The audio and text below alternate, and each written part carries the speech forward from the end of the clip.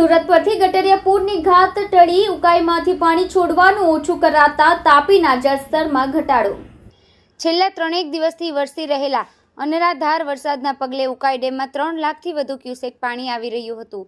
ડેમની સપાટી રૂલ લેવલને વટી જતા તંત્ર દ્વારા 2.5 લાખ ક્યુસેક પાણી છોડવામાં આવ્યું હતું। તેથી તાપી નદી 2 કાંઠે વહેતી થઈ હતી।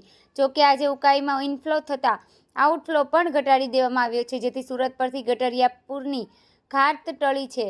ઉકાઈ ડેમમાંથી પાણી છોડવાનું ઓછું કરાયું છે, જેના પગલે સુરતીઓ માટે રાહતના સમાચાર આવી રહ્યા છે। 2.5 લાખ ક્યુસેક પાણીની જગ્યાએ હાલ ઉકાઈ ડેમમાં 1.99 લાખ ક્યુસેક પાણી છોડવામાં આવી રહ્યું છે।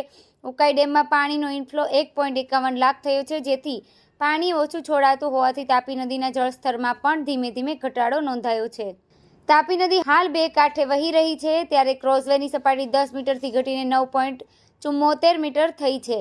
હાલ ઉકાઈ ડેમમાં પાણીની આવક ઓછી થતાં આવક પણ ધીમે ધીમે ઘટાડવામાં આવી રહી છે। તાપી નદીના જળસ્તર ઘટે તો ફ્લડ ગેટ ઝડપથી ખુલ્લા થાય અને નીચાણવાળા વિસ્તારો જે પાણીમાં ગરકાવ થયા છે તે પણ ઝડપથી મુક્ત થશે તેવી આશા સેવવામાં આવી રહી છે।